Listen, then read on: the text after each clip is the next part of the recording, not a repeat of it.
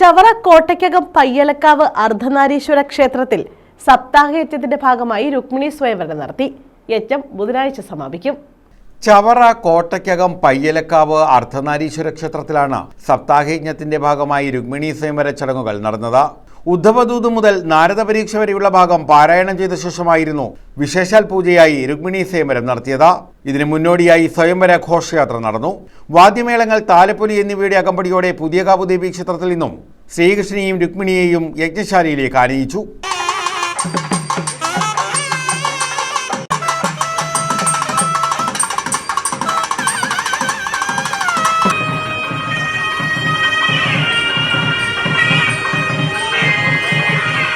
തുടർന്ന് ഭാഗവത പ്രഭാഷണം, അന്നദാനം എന്നിവയും നടന്നു. തൃപ്പൂണിത്തുറ മഹാവില്ലേശ്വര മഠം മധുവൈരി ശങ്കരശർമ്മയാണ് യജ്ഞാചാര്യൻ.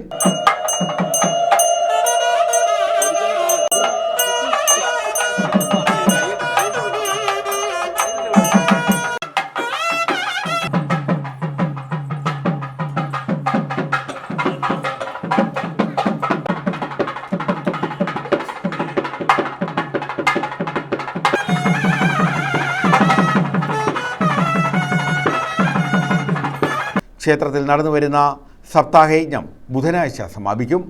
News bureau, Chavara.